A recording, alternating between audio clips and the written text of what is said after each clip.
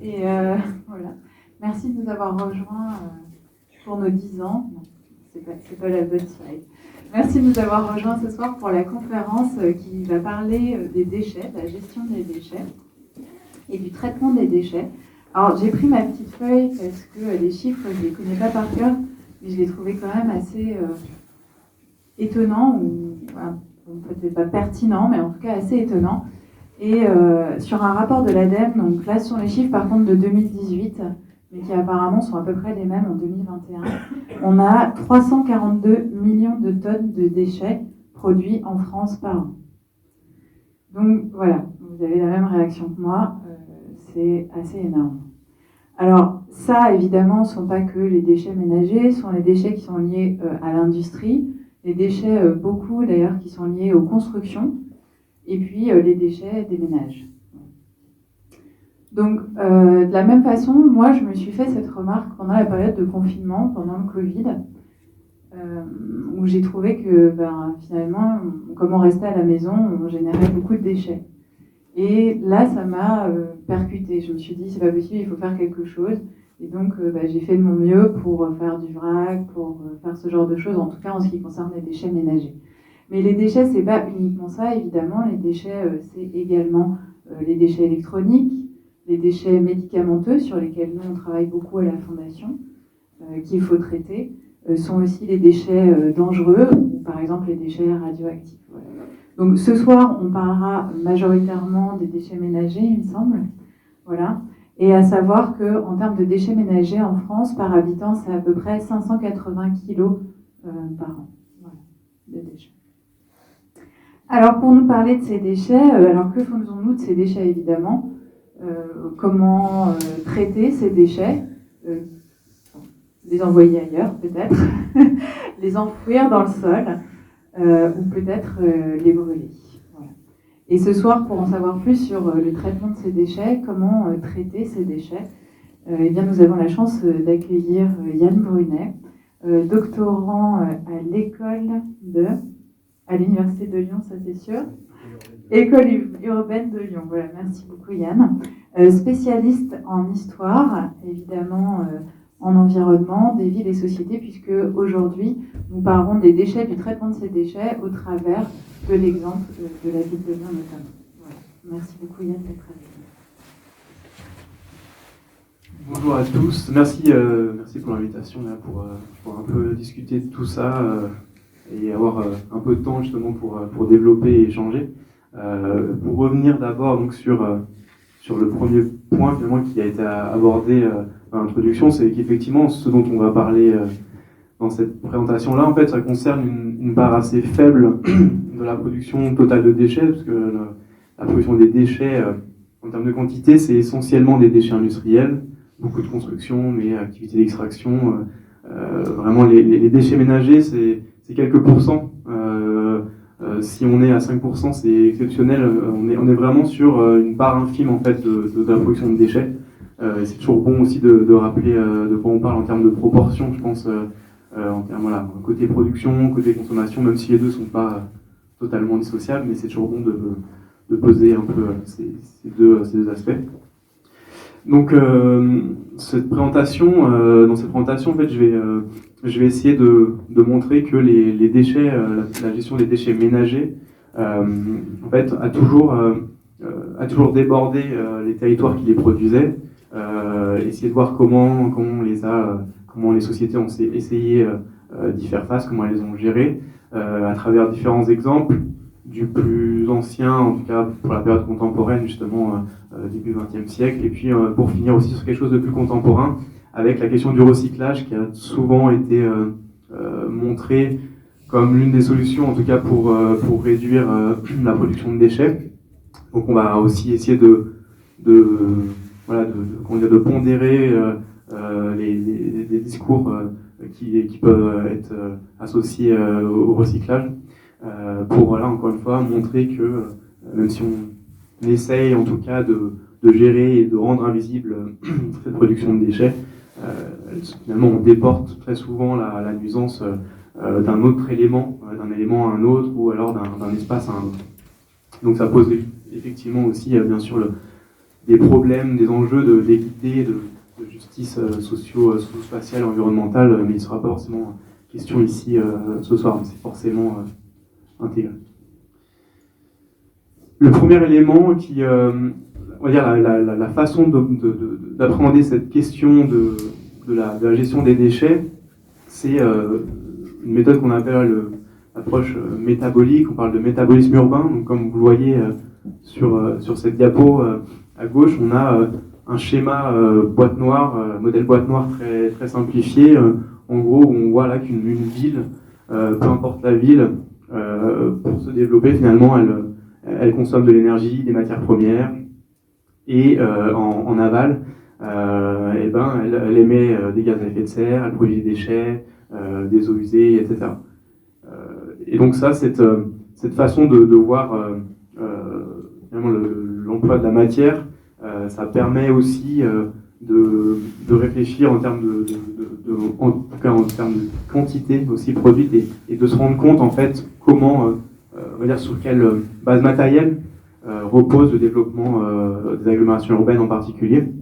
Vraiment il y a une vraie dimension aussi, je pense, comment dire, heuristique, enfin vraiment de prendre conscience par aussi la société que notre mode de vie actuel finalement repose sur un ensemble de matières et là encore une fois on l'associe aussi avec ce qu'on appelle philosophie, le suivi de la matière qui est très intéressant puisque ce métabolisme urbain c'est pas simplement des chiffres et des boîtes noires, c'est aussi des traces qui sont laissées par ces flux et des territoires qui sont impactés durablement par la gestion de ces matières-là. Là, il ne va pas être question des déchets, ou si on a un peu de temps, des déchets industriels, déchets dangereux, mais la gestion de ces déchets-là aussi peut avoir des conséquences à très très long terme sur les espaces impactés. Et donc le métabolisme, voilà, c'est aussi des espaces qui sont pour 50 ans, 60 ans, qui ne peuvent pas être dépollués parce que la dépollution coûterait trop cher.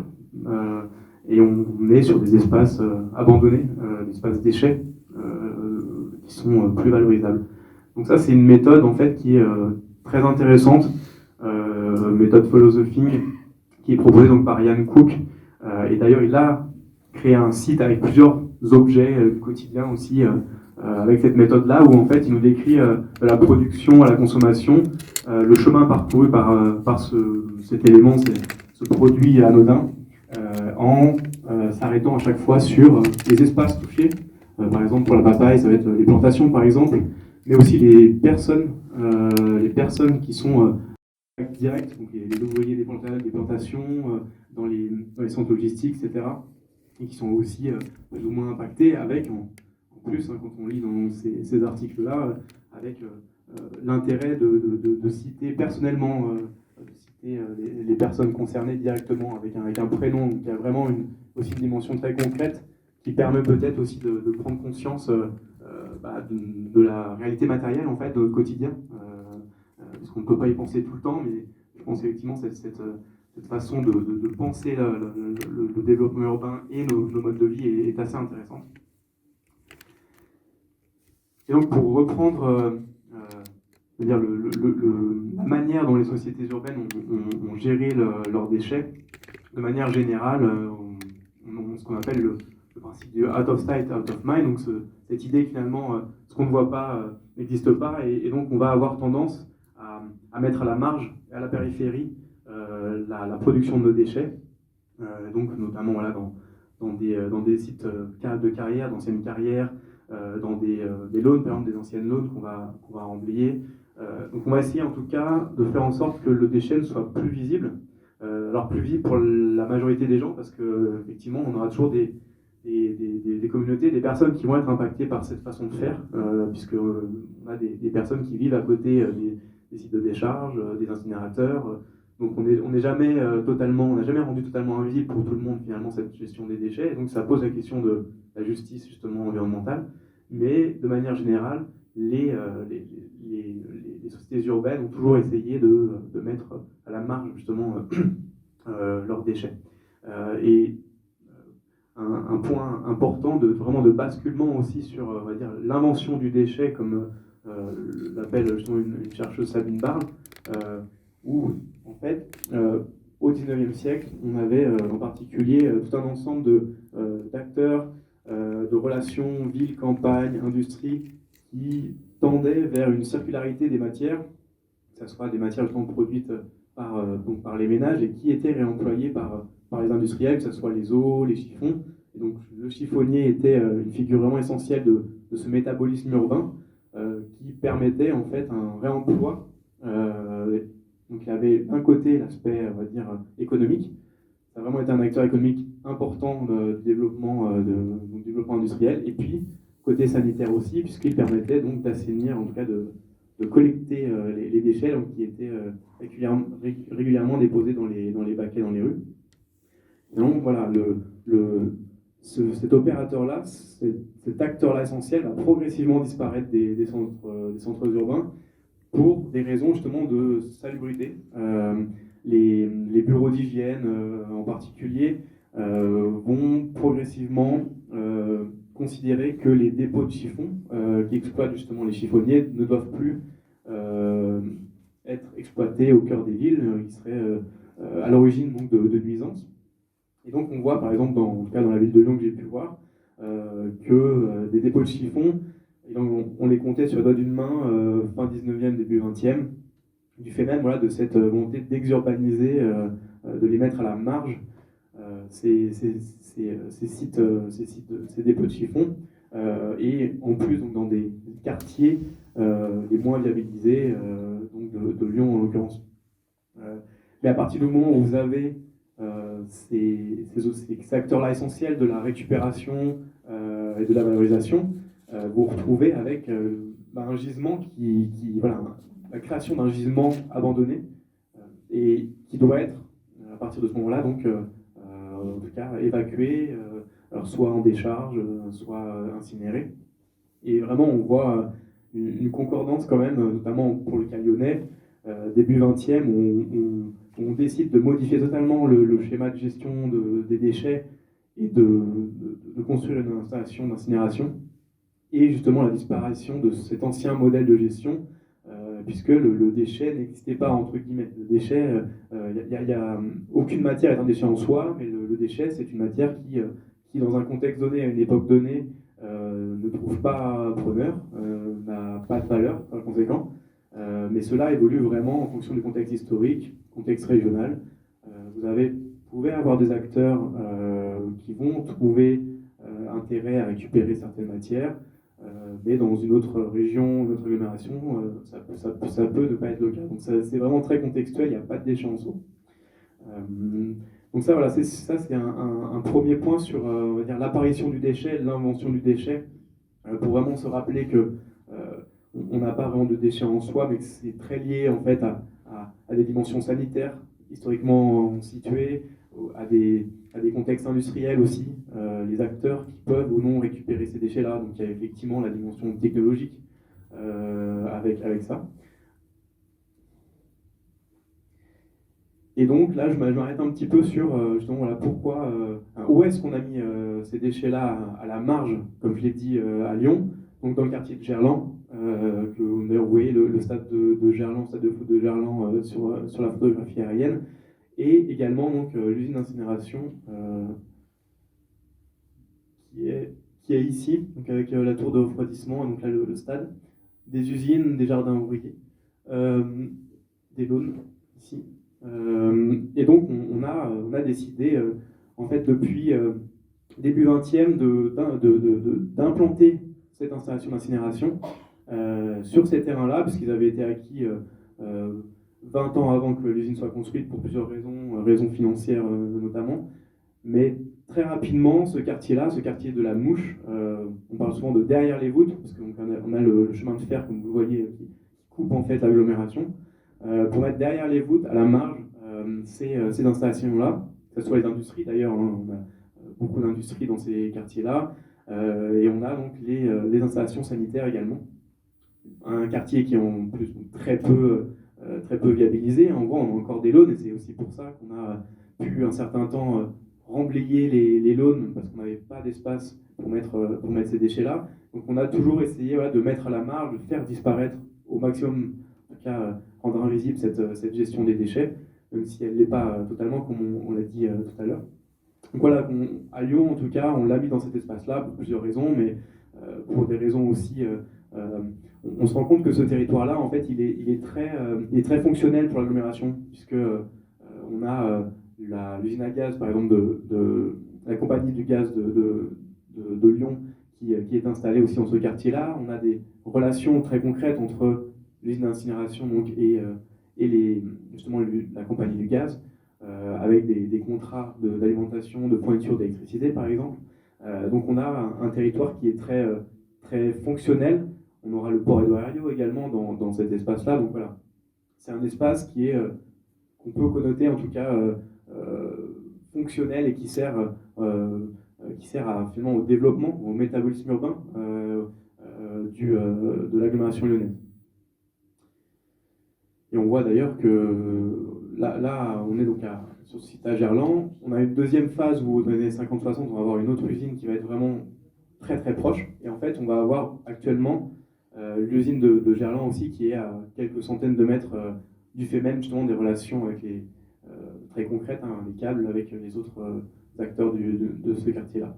Donc on a vraiment un effet d'ornière aussi très important. Et quand les collectivités, et notamment Lyon, évoquaient la question de l'élimination des déchets, on parle souvent donc de l'élimination évidemment des déchets, l'incinération est souvent vue comme la manière la plus adéquate, en tout cas dès le début du XXe, voire fin 19e pour éliminer ces déchets-là. Mais en fait, ce qu'on voit dans les archives, c'est qu'on a toujours eu des débordements, en fait, que ça soit accidentel ou non. Donc, par exemple, avec l'ouragan de 1938, où on a une cheminée qui est détruite et qui empêche l'usine de fonctionner correctement, ce qui fait que les déchets doivent être ensuite évacués dans une décharge, et donc une décharge qui est en plus pas à Lyon, mais dans une commune voisine, à Bron, dans une ancienne carrière de sable. Donc on voit que déjà donc la fragilité en fait du système et des infrastructures de gestion de déchets, avec donc l'incinération, mais qui en réalité est assez vulnérable aussi. Elle est vulnérable, bon, là c'est un accident, mais on a aussi la question des conditions de travail qui vont vraiment impacter aussi la manière dont les déchets vont déborder, puisque les conditions de travail ont été très difficiles dans l'usine d'incinération, donc on va dire dans la première génération d'usine d'incinération, ce qui fait qu'on n'avait pas une main-d'œuvre qui était pérenne à l'usine.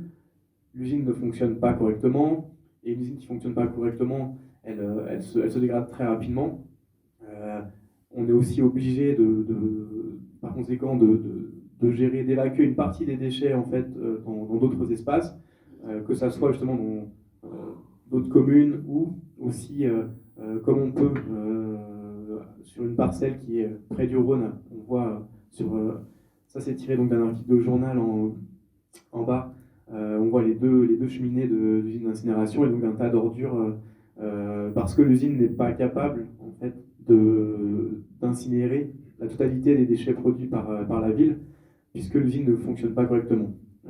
Et ça, ce mode-là, il se veut transitoire, mais en fait, on se rend compte que c'est quasi permanent. L'incinération ne s'oppose jamais à la mise en décharge, puisque de toute manière, comme on le verra, on produit des résidus en sortie. Donc le déchet déborde constamment. On veut l'encadrer, on veut toujours circonscrire ces nuisances, mais en réalité, on se rend compte qu'il y a toujours un débordement qui se produit. Et par exemple, donc, quand il a été question justement de moderniser l'usine d'incinération, parce que notamment pour les questions de conditions de travail et permettre de travail donc plus aisé pour les ouvriers, et ben on va avoir aussi la nécessité de trouver des sites transitoires d'accueil de ces déchets, et donc un tas de municipalités, de communes autour de Lyon, ce qui n'a pas été facile d'ailleurs, mais un accord a été trouvé finalement avec la commune d'Irigny pour y évacuer ces déchets, donc Irigny au sud de Lyon. Mais on voit, voilà, encore une fois, qu'on a très peu de périodes où le fonctionnement normal de l'usine a vraiment lieu en fait. Donc comme je le disais tout à l'heure, l'incinération produit toujours des résidus, et notamment des mâches-fer, donc ces résidus imbrûlés hein, dans les fours, qui permet justement de diminuer le volume et le poids en sortie, mais on reste quand même avec des résidus avec lesquels il faut faire face, il faut les évacuer. On sait qu'on peut les utiliser de différentes manières. En théorie, en tout cas, on peut utiliser les mâches-fer notamment pour niveler des terrains, pour exploiter des décharges, mais également on peut les utiliser dans le bâtiment.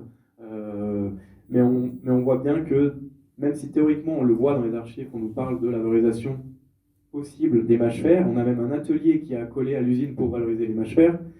Ce qu'on voit, c'est que le marché des matières minérales, par exemple de l'Est lyonnais, empêche finalement aussi de valoriser ces matières-là. En fait, là, en termes de concurrence, les matières premières minérales sont premières, et donc on ne peut pas valoriser les mâches-fer. Et en fait, les mâches-fer vont du coup, d'une part, s'entasser à côté de l'usine, ce qui n'était pas prévu, mais aussi, comme vous voyez sur cette carte-là, en fait, on va avoir une dissémination en fait, des mâches-fer dans différentes décharges que j'ai pu retrouver autour de Lyon.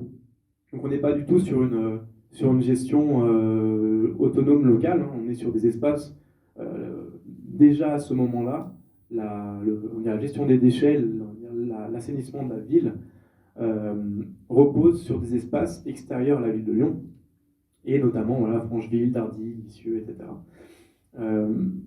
Les mâches-fer ont été plus spécifiquement étudiés dans les années 90 surtout, même si on a des études plus anciennes pour essayer de comprendre aussi quelle est la toxicité de ces matériaux-là. Est-ce qu'il n'y a pas de risque de pollution des sols, des eaux par ces matériaux-là? Mais il faut attendre les années 90 pour qu'on ait vraiment des réflexions et des règlements par rapport à la maturation et leur possible valorisation, avec pour le coup donc deux plateformes qui vont être mises en place dans l'est de Lyon, Bourgoin et Saint-Priest. Mais encore une fois, ça a mis beaucoup de temps. Et puis on voit que encore une fois, il y a des questions de marché. Hein. Les résidus peuvent aussi s'accumuler malgré les garanties que les pouvoirs publics veulent donner à ce matériau-là. L'autre élément aussi qui est intéressant, c'est par rapport au réfium, donc les résidus d'épuration des fumées d'incinération des ordures ménagères. Et là, un peu comme au début, ce que je vous parlais de l'invention des déchets, là c'est pareil, en fait on a en quelque sorte l'invention d'un déchet qui est justement les réfiums, qui sont les cendres notamment d'épuration des fumées, mais aussi ce qu'on appelle les gâteaux, les résidus donc, de cette épuration-là, et qui finalement concentrent les éléments les plus délétères de ce procédé-là.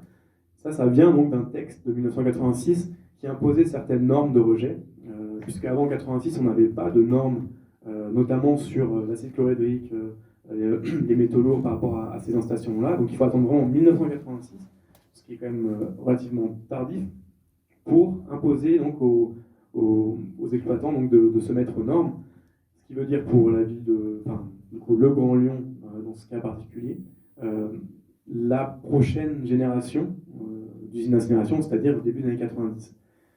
Et avant ça, finalement, on avait probablement, en tout cas, des émissions de métaux lourds, d'acide chlorhydrique également, des retombées donc, sur les sols de ces éléments-là, en sachant qu'aussi le gisement d'ordures ménagères qui s'est transformé au second XXe siècle, deuxième moitié du XXe siècle, avec la part des plastiques par exemple qui a augmenté, dont l'incinération produisait des gaz d'acide chlorhydrique, parce qu'on n'avait pas ces infrastructures de récupération, de recyclage des plastiques. Donc une bonne partie probablement a été incinérée dans les incinérateurs, par exemple celui de Gerland, sans parler aussi de tout ce qui est déchets dangereux en petite quantité des ménages qui ont aussi sûrement probablement été incinérés à à l'incinérateur, et qui a forcément aussi émis certains produits, éléments délétères dans l'atmosphère.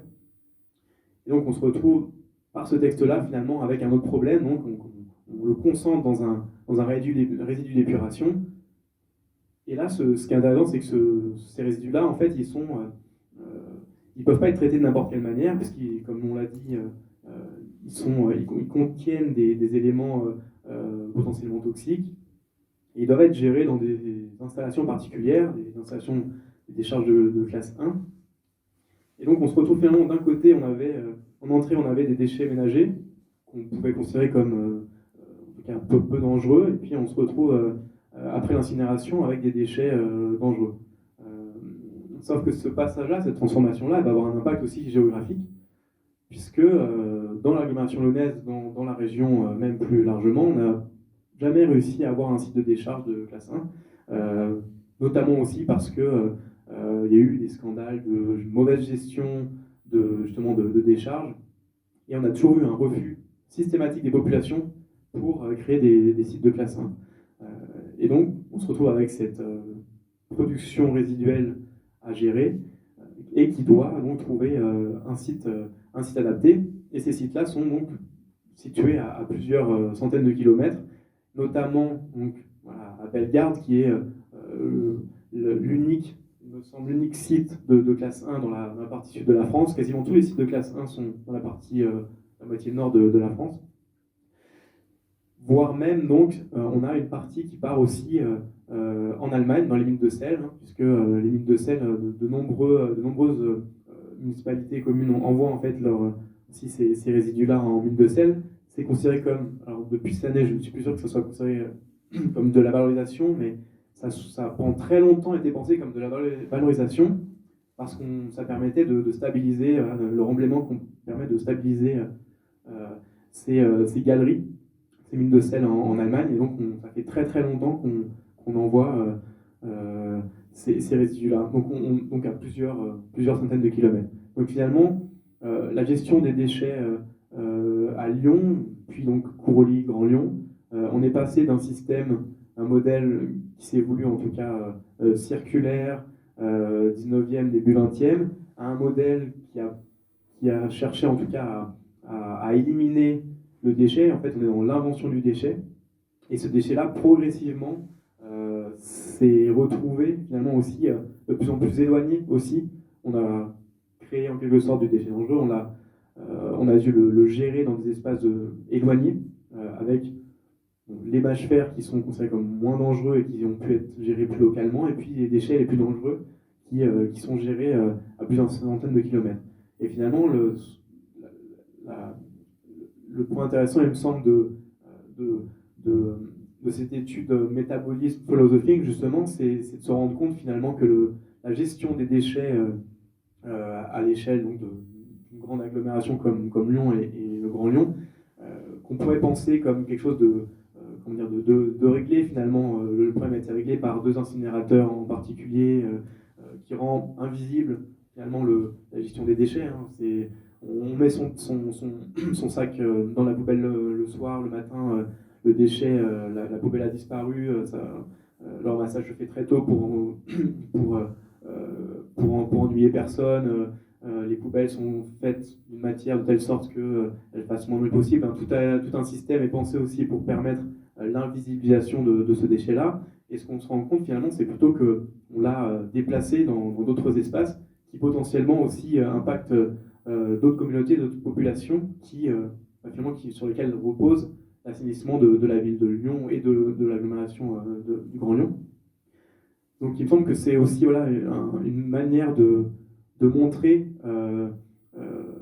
concrètement, matériellement, quand on suit où va la matière, les procédés techniques, on se rend compte que depuis les années 70, on a toujours souhaité que cette gestion environnementale des déchets soit de plus en plus complexe, technique, et on n'a finalement absolument pas éliminé le déchet, mais on l'a déplacé en fait. On l'a déplacé, on l'a transformé, donc on a effectivement créé un marché de l'environnement, mais on n'a pas forcément résolu le problème du déchet. Et l'autre élément justement sur l'invisibilisation, en tout cas la tentative de faire disparaître le déchet, c'est la question du recyclage, puisque donc on a donc pour une mise en contexte, donc avec la seconde loi déchets, puisque la première donc datait de 1975.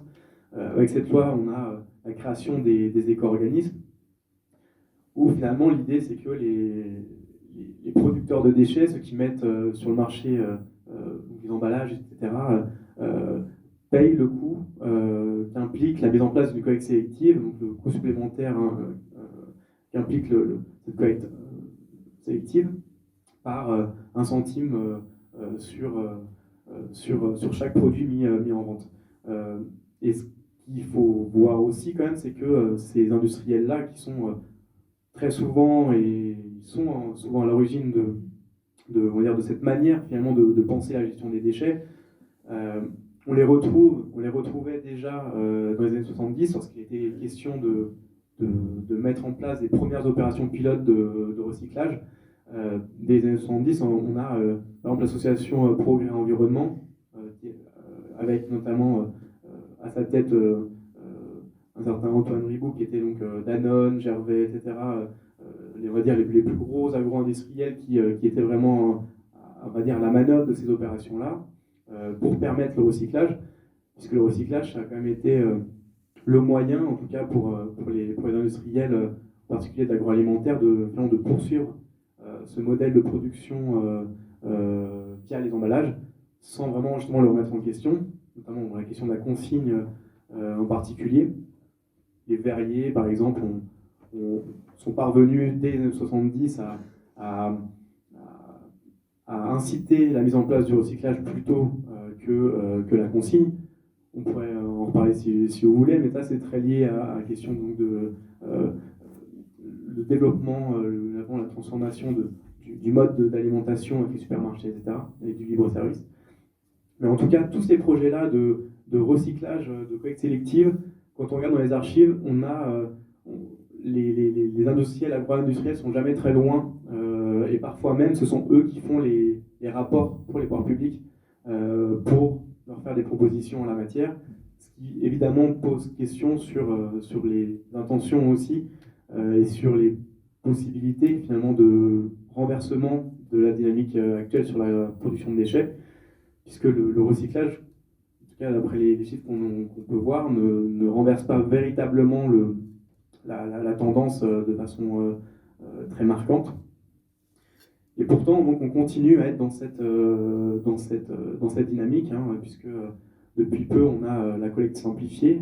Pour nous, c'est de plus en plus simple, puisqu'on a une poubelle pour le tri, une poubelle déchets, et où on met donc tous nos emballages dans la même poubelle. Ce qui suppose, encore une fois, parce que ça paraît anodin, mais le fait d'avoir une seule poubelle pour les matières dites recyclables, ça suppose aussi toute une infrastructure très complexe et des installations très techniques aussi pour trier ces matières-là, pour avoir le gisement finalement le plus homogène pour pouvoir le valoriser et qu'il ne soit pas non plus souillé par les autres matières. Donc c'est très complexe, ça repose vraiment sur un marché de l'environnement très prospère, pour permettre justement aussi, pour notre propre confort, hein, c'est quand même beaucoup plus confortable, de gérer ces déchets-là avec une poubelle unique. Donc là, j'ai juste mis juste quelques chiffres donc, qui sont tirés du dernier rapport, pour le coup, donc, du Grand Lyon, puisque donc, les collectivités doivent chaque année fournir un rapport public finalement de la qualité du service public, assainissement, déchets, etc. Donc, le dernier rapport pour la collectivité du Grand Lyon, c'était 2021. Donc, avec un taux de récupération qui n'est pas si élevé finalement, donc taux de récupération qui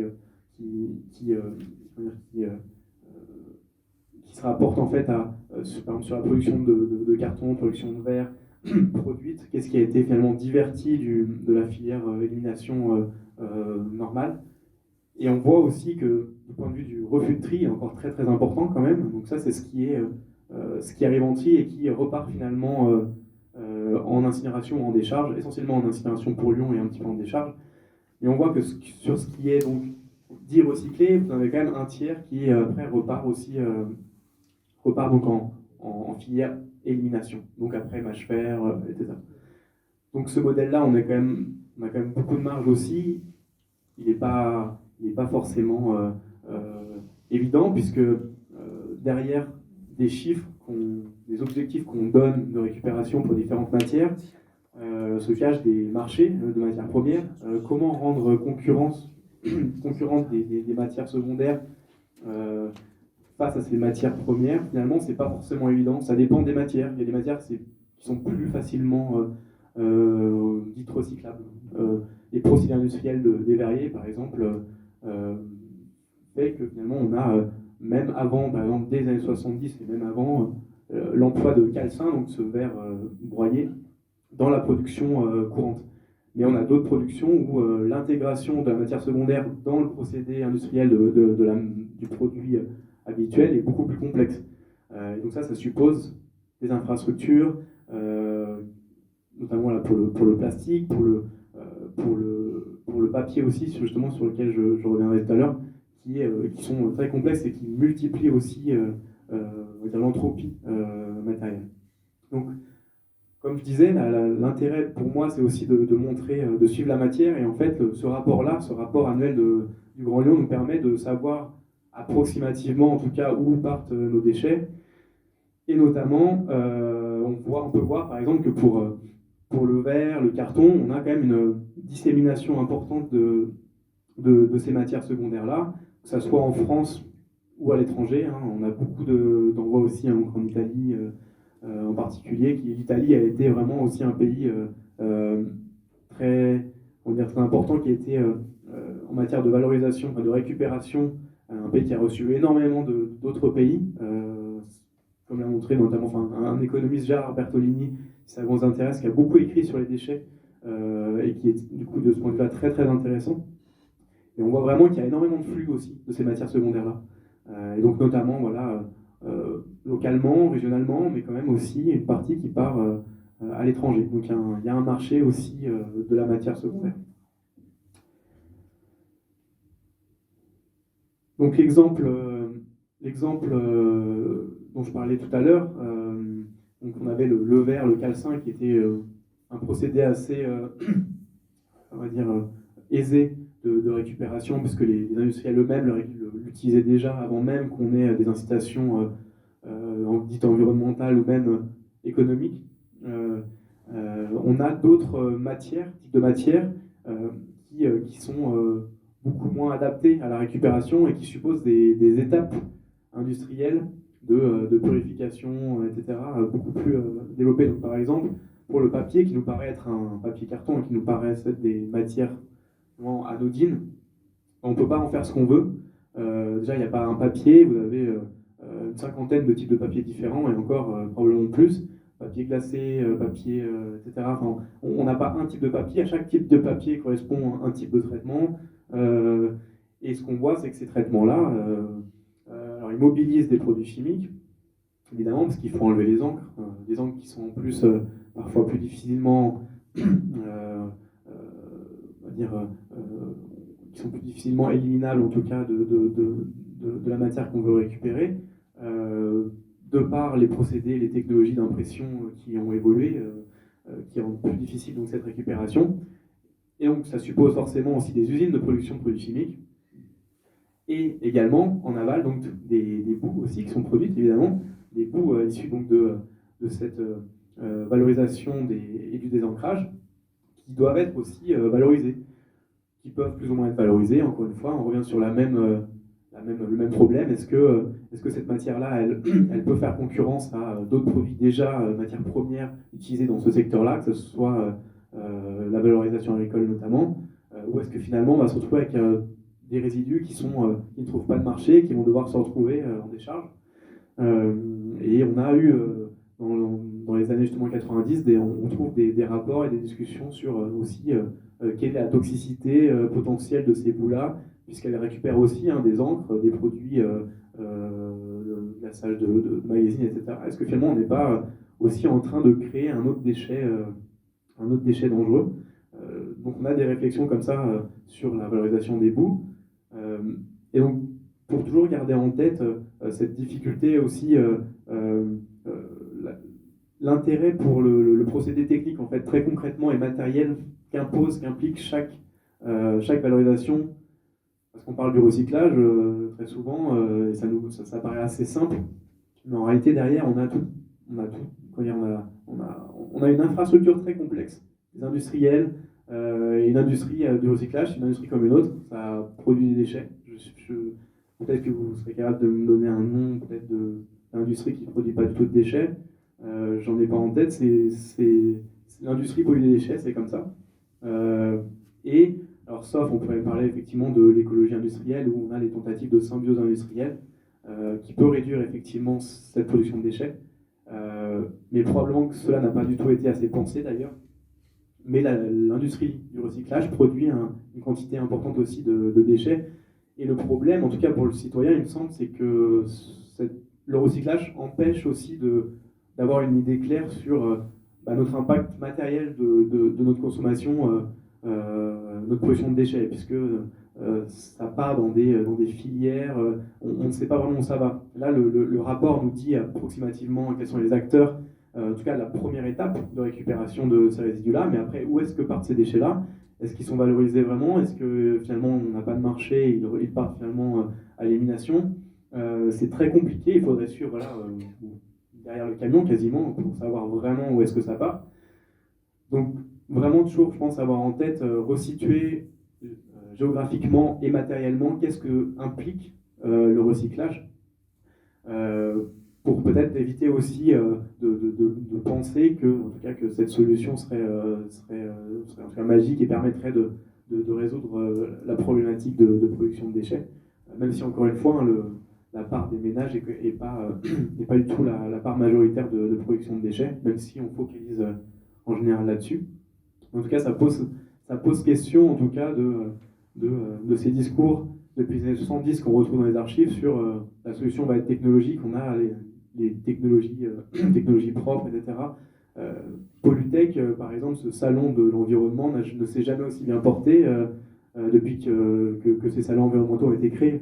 On a des exposants à foison maintenant. L'environnement est un vrai marché très prometteur et qui produit un monde de richesse. Donc on peut se poser la question justement entre ce qu'on savait dans les 70, la politique qu'on a voulu mettre en place jusqu'à maintenant, le fait qu'on n'ait pas renversé la tendance, qu'on a produit d'entropie, produit finalement aussi de l'injustice environnementale, et qu'entre-temps, effectivement, on a créé de la richesse, les acteurs ayant trouvé en tout cas un gain par cette question de la gestion des infrastructures, du recyclage, de la dépollution, etc. Qui d'ailleurs sont en général, on peut retrouver d'ailleurs des acteurs à la fois côté pollueur et dépollution, ce qui pose vraiment une question. Donc voilà, c'était un peu avoir un aperçu, en tout cas, du débordement du déchet et avoir vraiment toujours une approche matérielle et géographique. Le déchet ne disparaît vraiment jamais, en fait. Merci.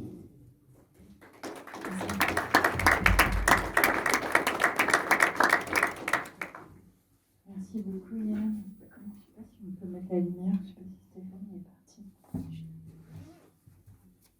Vous allez chercher. Pas que vous endormiez. Bon, et merci beaucoup, Yann. C'était super intéressant. Peut-être les questions. Si vous avez des questions dans la salle, n'hésitez pas. La première question est toujours la plus dure. Est-ce que tu peux revenir, Yann, peut-être sur les bouts? Ah, merci beaucoup. Est-ce que tu peux revenir sur les bouts? Parce que je ne sais pas si tout le monde sait ce que c'est, les bouts.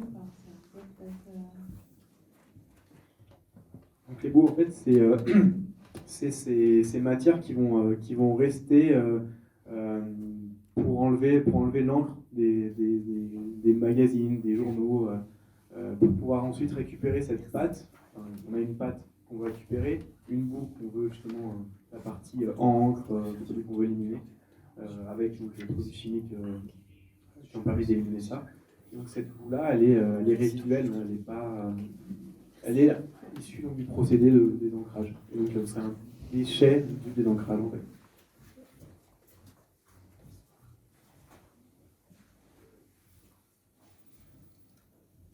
Donc je voulais partager mon expérience par rapport à l'accumulation des déchets. Est-ce que la meilleure solution ne serait pas d'inciter la population à tendre de plus en plus vers le mode zéro déchet?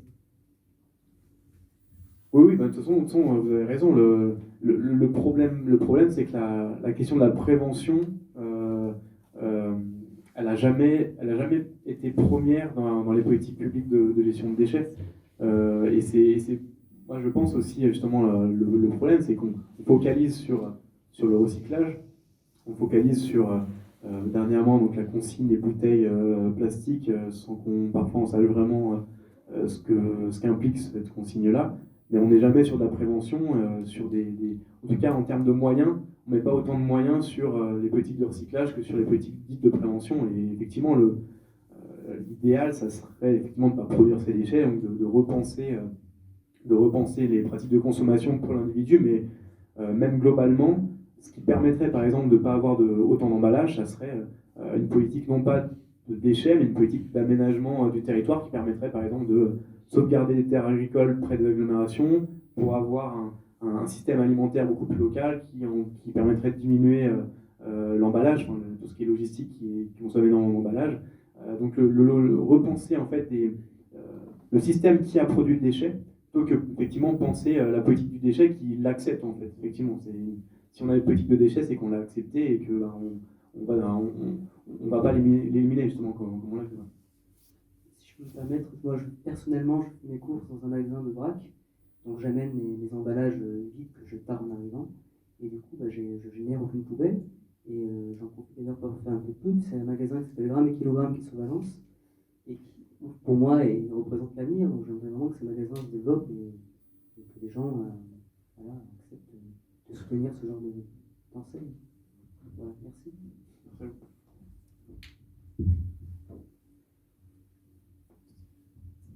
Bonjour, je vous remercie de cette présentation, même si c'est sur un modèle lyonnais qui n'est pas forcément le modèle que nous avons sur notre territoire de Valence. Je suis présidente d'un syndicat de traitement de déchets, Romardèche, donc c'est des questions qui me préoccupent tous les jours, 24 heures sur 24. Je peux vous dire que c'est un vaste sujet.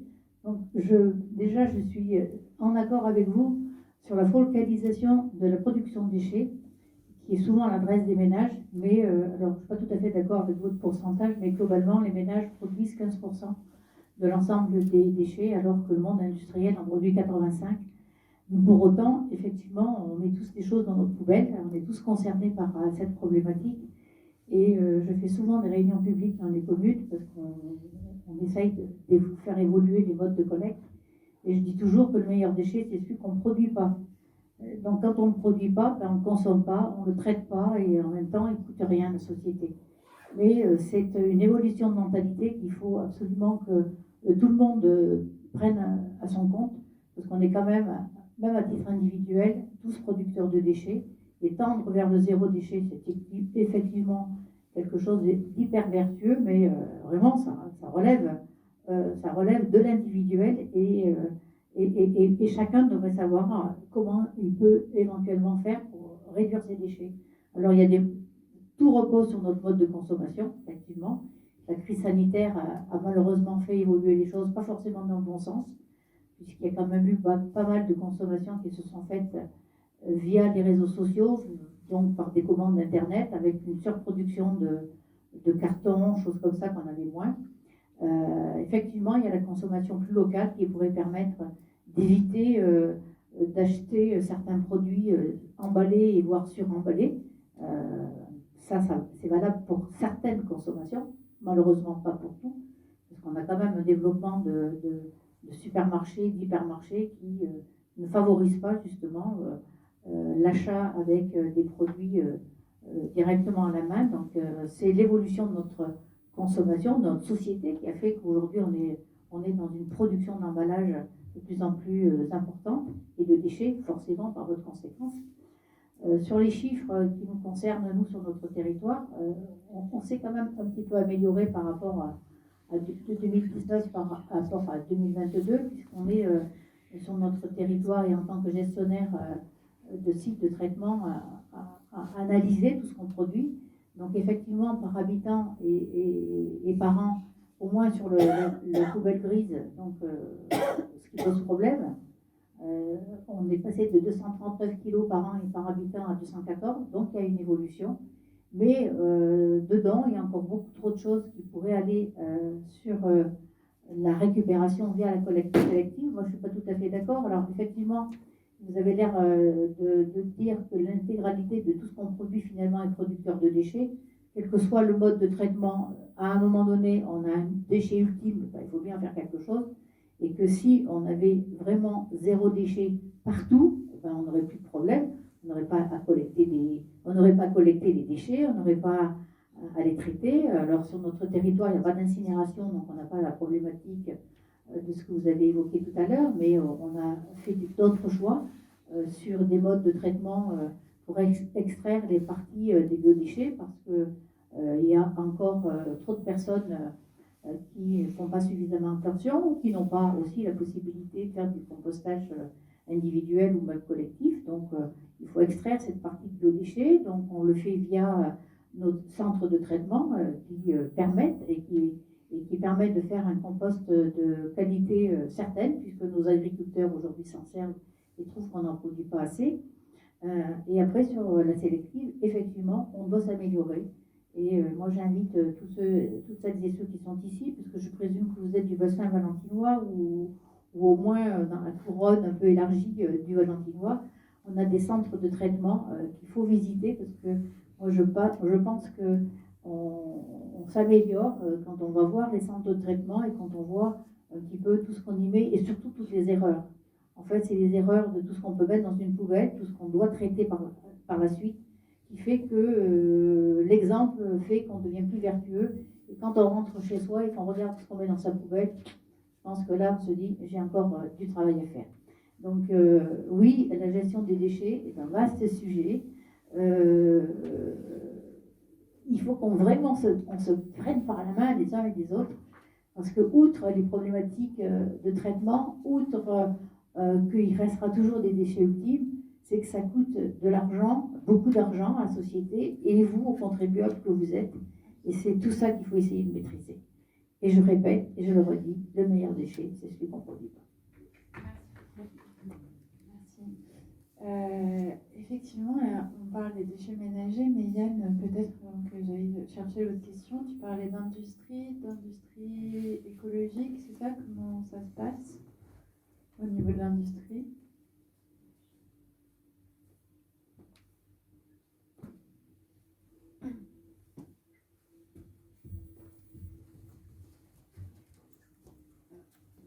Ça marche plus?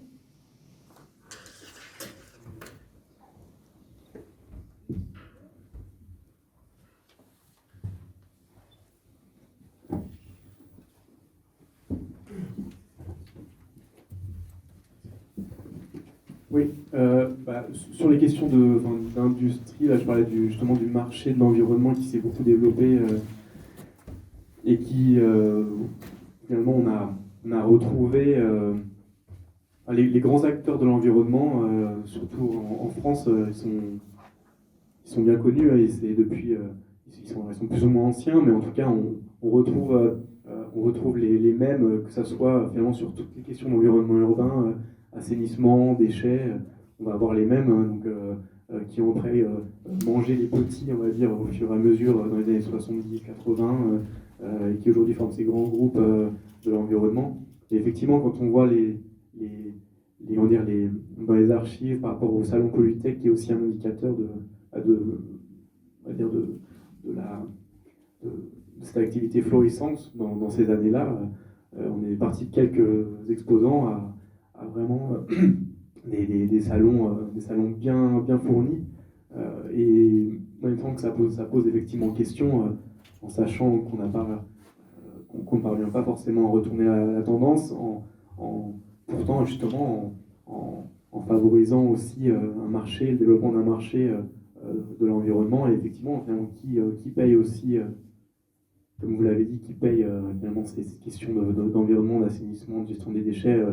Ça repose sur les collectivités, c'est ce qui pose aussi problème justement du point de vue des déchets et le problème du recyclage, même si les éco-organismes sont censés, prennent en charge une partie de ce poids-là. Probablement qu'ils ont été bien contents, en tout cas les groupes industriels mettant sur le marché sans emballage ont été bien contents de pouvoir s'en sortir avec avec cette création d'éco-organismes, même si là, visiblement, une question de consigne aussi qui pourrait intéresser certains, qui d'ailleurs pourrait impacter si les finances peut-être des collectivités, mais en tout cas, voilà, l'industrie, les questions de l'industrie d'environnement, moi, m'a posé beaucoup de questions, en tout cas. Et on n'a jamais autant parlé du déchet, on produit énormément, et en même temps, on a l'industrie, on n'a jamais parlé autant du déchet, des problématiques d'environnement, même si on en parlait beaucoup. Mais d'un autre côté, on n'a jamais eu une industrie d'environnement probablement aussi enrichie et aussi bien portante. Donc ça me pose question en tout cas.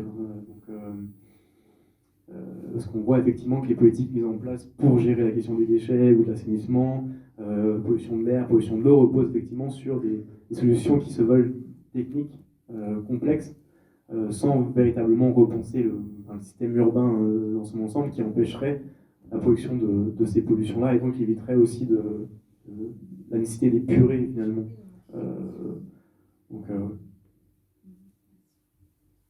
Moi, j'ai une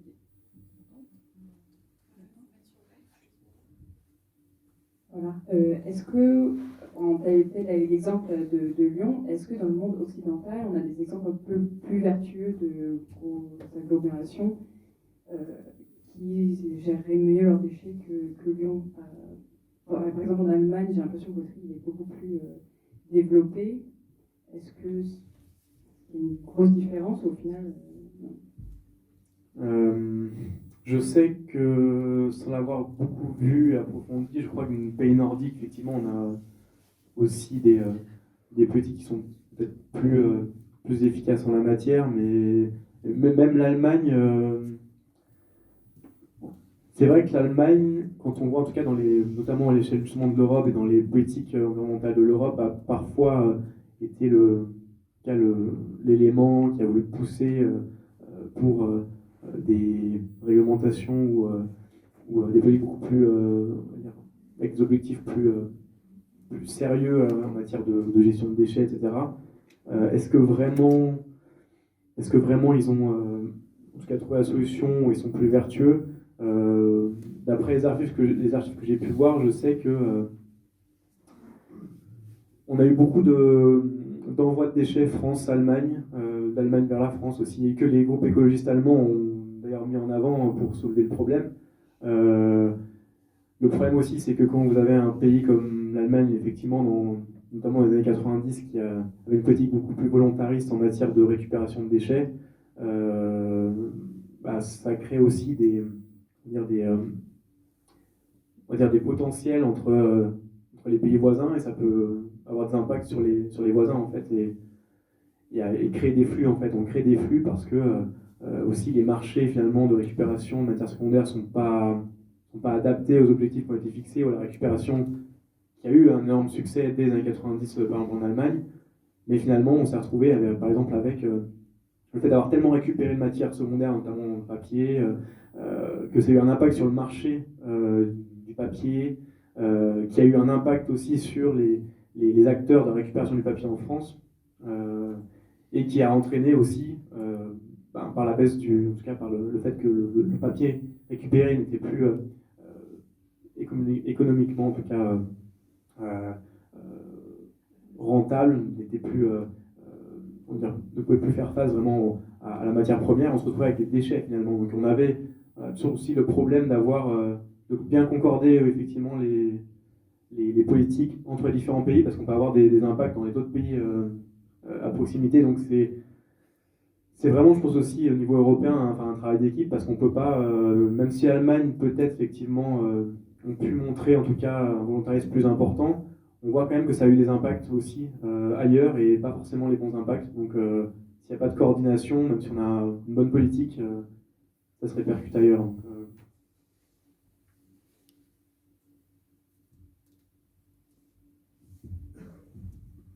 Bonjour. Alors moi je fais partie des vieux entrepreneurs qui ont participé au salon Polytech. Notre équipe développe un logiciel pour vocation de faire du traçage de déchets ultime, et de voir quelle est leur nature et leur provenance de ce qui arrive dans les sites d'enfouissement.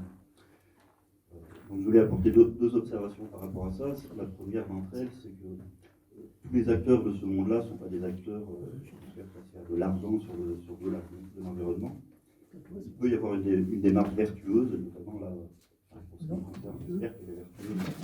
En tout cas, c'est de faciliter le respect réglementaire, puisqu'il existe quand même une réglementation très stricte sur le déchet. Force est de constater que la réglementation ne fait pas des actions, et que celle-ci est à ce jour relativement peu respectée, ou en tout cas pas facilement mesurable. C'est ma première observation. Et la deuxième observation, c'est que à l'aune des chiffres dont on dispose, il convient souvent d'avoir une approche critique. Et j'en veux là notamment quand on fait des indicateurs du type poids de déchets par habitant. La question qui m'anime aujourd'hui, et si vous avez la réponse, elle m'intéresse, hein, c'est à cet instant, quand les ordures ménagères arrivent le plus souvent dans les sites d'enfouissement, ils contiennent à ce jour encore beaucoup de déchets biologiques, des déchets qui vont se dégrader et produire du gaz. Quand ce gaz arrive dans un site d'enfouissement, après remplissage des casiers, ces casiers sont recouverts et souvent font l'objet d'une récupération du méthane. Ce méthane est alors valorisé au sens qu'il est brûlé, produit l'énergie. Aujourd'hui, la démarche qui est en œuvre, c'est de fournir moult composteurs individuels à la terre entière, avec parfois de la formation succincte, parfois aucune formation. Et si vous avez fait un peu d'études de dégradation chimique, un compost mal fait, c'est du méthane dispersé, en petite quantité, mais disséminé. La question que je me pose, moi, à titre individuel aujourd'hui, c'est cette démarche qui semble super, de se dire oui, il y aura moins de déchets parce qu'on ne met plus les déchets biologiques. Est-ce que demain, elle a vraiment un intérêt réel parce que si c'est mal fait, ça dégage du méthane. Et la dissémination, c'est moins bien que la centralisation. Donc, je n'ai pas trouvé d'études là-dessus qui donnent la réponse, et ça va un peu à l'encontre de la démarche super vertueuse de tout ça. Et il n'y a aucun doute que quand un compost est parfaitement fait, c'est parfaitement vertueux. Mais est-ce qu'il l'est vraiment? Et c'est pas ce que j'ai constaté de mon expérience individuelle. Voilà. Merci. Oui, vous avez raison. De toute manière, lorsque je parle justement du marché de l'environnement, de toute manière, chaque acteur en lui-même n'est pas un mauvais acteur. L'idée, c'est qu'effectivement, pour moi, il y a un vrai problème, une vraie question à se poser sur pourquoi on met autant d'argent dans les programmes de recherche scientifique sur le recyclage et beaucoup moins sur la prévention ou sur des programmes justement plus dimension sociopolitique, on va dire, que technique. Après, c'est un choix justement qui a été fait. Pour moi, ce choix-là, effectivement, pose question dans le sens où on n'a pas résolu le problème et que ça fait 50 ans qu'on a fait ce choix de la technique pour résoudre le problème des déchets. Après, sur la question des réglementations, il y a aussi pas mal de choses à dire. Alors d'une part, effectivement, quand elles sont respectées.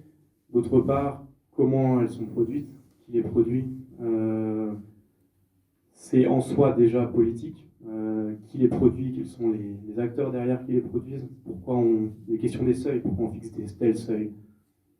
C'est pas quand on regarde dans les archives, souvent la fixation des seuils n'est pas forcément ce qu'on pourrait dire justement totalement scientifique ou reposer sur des critères techniques, même souvent plus politiques. Donc, moi, la question de la réglementation, elle est intéressante justement du point de vue politique. Qui est derrière, qui les fait, pour quelles raisons. Et en plus, après, est-ce qu'elles sont véritablement, malheureusement ou non, respectées? Ça, c'est effectivement encore aussi un gros problème. Et pour la question des matières organiques, moi, de mon côté, c'est pareil, je me pose la question...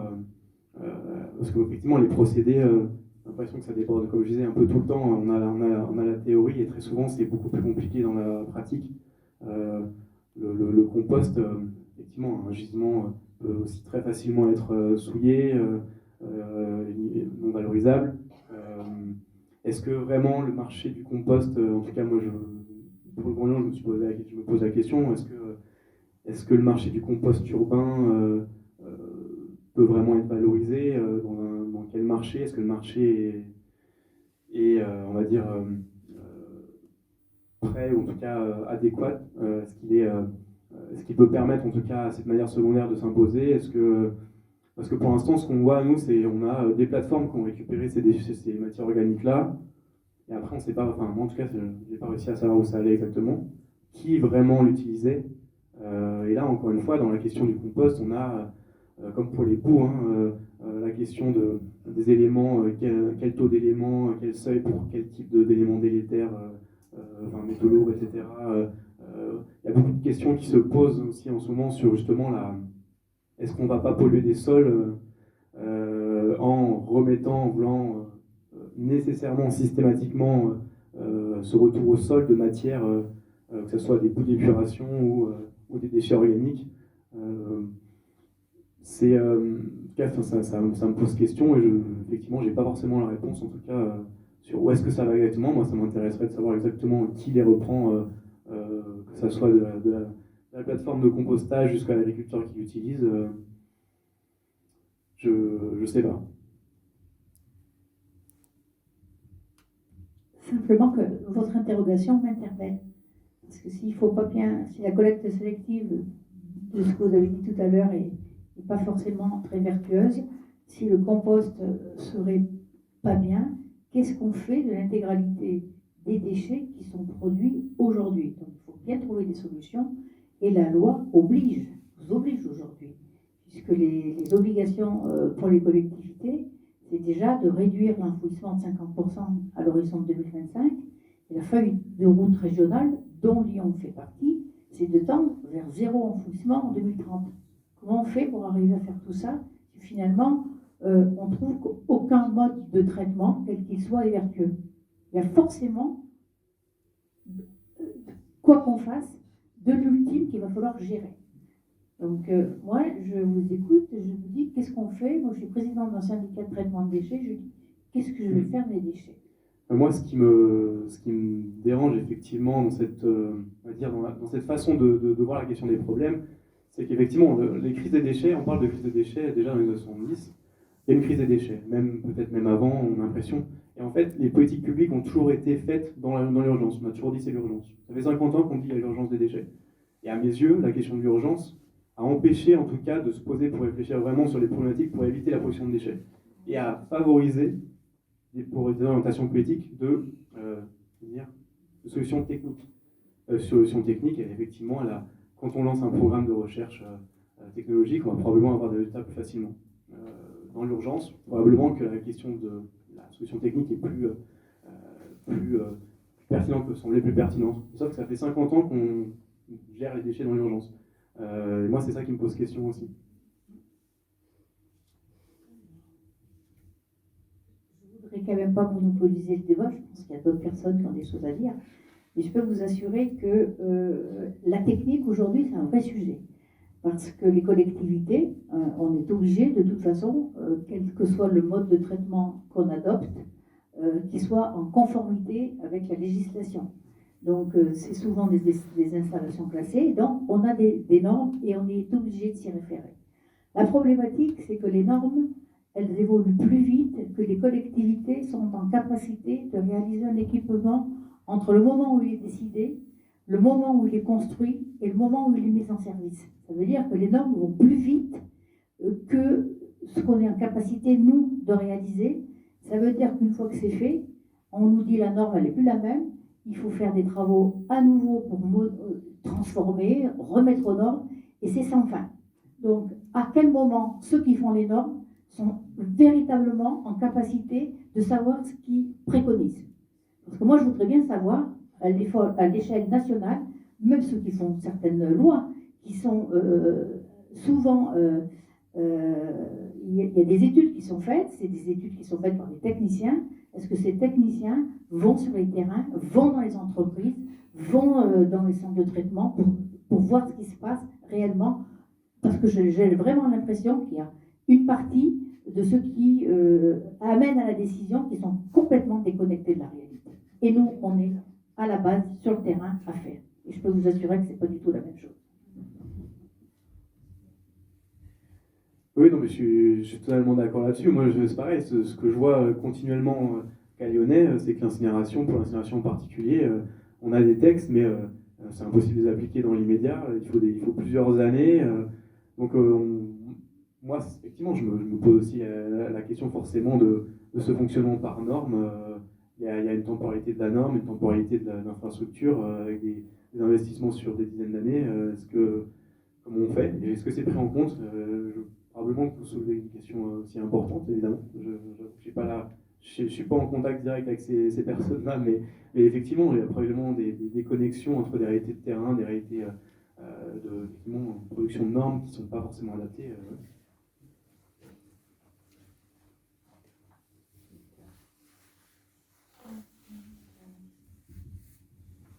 Alors j'avais une question, moi, on voit que depuis les années 70, c'est le même paradigme. Est-ce qu'il y a un espoir pour que je sais pas, l'État français puisse changer de paradigme? Est-ce qu'ils ont connaissance de ces études ou de recherche de votre laboratoire pour pousser vers un autre paradigme? Donc un changement vraiment radical.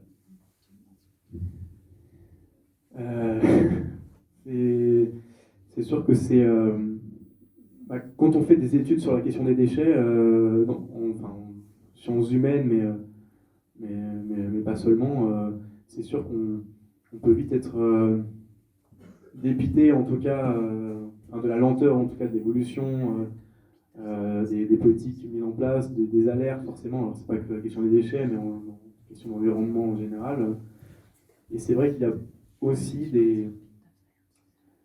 probablement un manque aussi de relations plus étroites entre les acteurs justement de production scientifique, mais qui ont leur propre temporalité aussi. La recherche, elle prend du temps. Les acteurs de terrain, comme vous l'avez dit, qui doivent dans les années aller à un pas de temps beaucoup plus aussi très rapide, qui doivent agir dans l'urgence et s'adapter continuellement, qui n'ont pas forcément le temps non plus de lire des rapports, des études, des thèses, etc. On n'est pas sur les mêmes, effectivement, sur les mêmes temporalités d'exercice et d'action. Donc, quand on travaille sur les questions de déchets, de manière sur un temps moyen, on est forcément un peu dépité de voir que aussi les questions se répètent, que la manière de traiter le problème est toujours similaire. Finalement, on arrive à un moment où on a toujours l'impression que on arrive au mur, mais on continue à penser le problème de la même manière. Encore une fois, penser un problème d'une façon plutôt que telle autre, c'est déjà politiser le problème. L'instrument, c'est déjà politique, quoi. Donc, si on préfère construire une politique de telle manière plutôt que telle autre, c'est pas anodin. Derrière, il y a des réflexions. Donc, ça paraît logique, mais en fait, des gens pensent derrière. Et moi, c'est sûr que entre eux, j'ai des collègues aussi qui travaillent sur justement les questions associées et qui, pareil, probablement ont cette frustration, en tout cas, de pas forcément, de faire des études qui sûrement vont pas répondre aux questions du demain, en fait, justement, pour les acteurs de terrain, où c'est quelque chose une prise de recul, finalement, une photographie, une prise de recul sur cette question-là, pour essayer justement de ne pas penser dans l'urgence, comme on l'oblige à faire, en tout cas, depuis de nombreuses années. Probablement que c'est aussi peut-être le rôle de la recherche, en tout cas de prendre du recul, de permettre d'avoir ce temps pour ne pas penser toujours dans l'urgence, et que le manque de relations entre la sphère recherche, sciences appliquées et peut-être collectivité, mais on sent qu'il y a une frustration en tout cas de ma part. Ouais.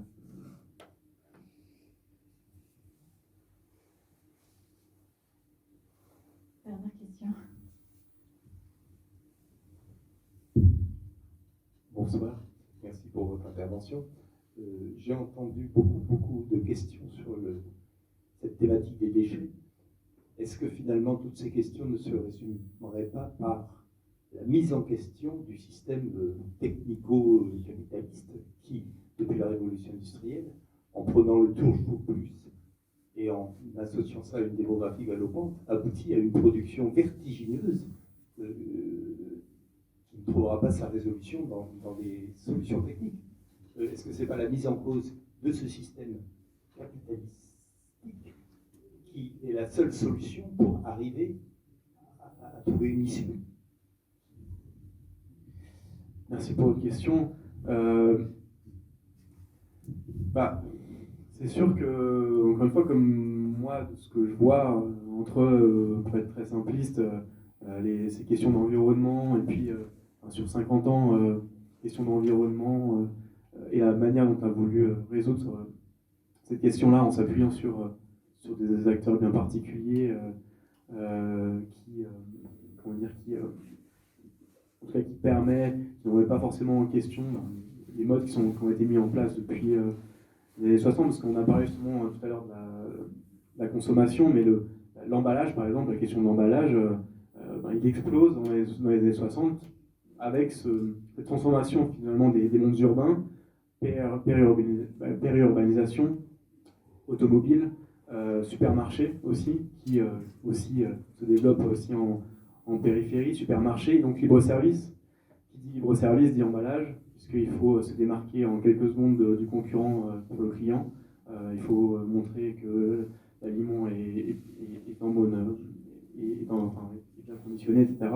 L'emballage, voilà, tout ce système urbain, automobile, libre-service, en fait, voilà, est une raison importante de la production des emballages, par exemple. Et effectivement, si on veut, par exemple, peut-être, comme je disais tout à l'heure, jouer sur la prévention des déchets, ça ne sera pas une politique des déchets, mais probablement plutôt une politique en amont sur cette question notamment de l'alimentation qui est centrale et qui repose sur des logistiques très importantes et qui est producteur d'énormément de déchets, mais qui n'est pas forcément favorable, en tout cas, à ces grandes sociétés agroalimentaires qui sont développées dans ces années-là aussi, avec ces grands groupes agroalimentaires. Évidemment, qui s'y retrouvent. Et ça a vraiment été concomitant entre supermarchés, développement justement d'agroalimentaire, etc., du conditionné. On a une concordance d'éléments là sur la production d'emballage. Mais effectivement, c'est pour ça que ça me pose problème, c'est que quand on pose la focale on se concentre sur le déchet, le recyclage, donc finalement sur le problème qui a été créé, mais qu'on se pose moins, en tout cas la question de la prévention, mais qui n'est pas une politique déchet, mais du coup une politique aménagement, alimentation, etc., qui produit le déchet. Effectivement, c'est ce qui pose, mais par contre, ça suppose effectivement de revoir ce système d'alimentation qui peut rejoindre ce que vous décriviez. Donc, mais effectivement, je pense que la focale peut-être est à changer en tout cas de sujet. Et à déplacer, peut-être à faire un pas de recul pour ne pas se focaliser et rester peut-être myope en tout cas sur cette question-là. Merci beaucoup Yann. Voilà, et bien on va devoir libérer la salle. Merci à vous tous. Merci beaucoup Yann encore une fois.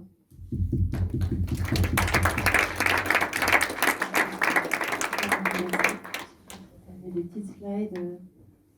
Voilà, juste, je laisse Damien vous parler des prochains événements.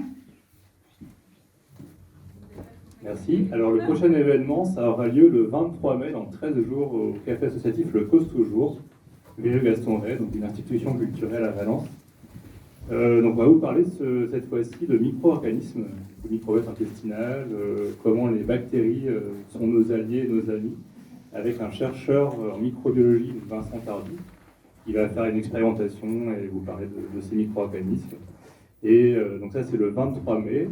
Voilà, donc l'inscription se fait pas via notre site cette fois-ci, mais via le site de Pint of Science, qui est au niveau national. Et ensuite, on a les 10 ans de la Fondation Rovaltin. Donc si vous voulez venir célébrer avec nous nos 10 ans lors d'un après-midi scientifique, mais également convivial, vous êtes les bienvenus aussi pour vous inscrire.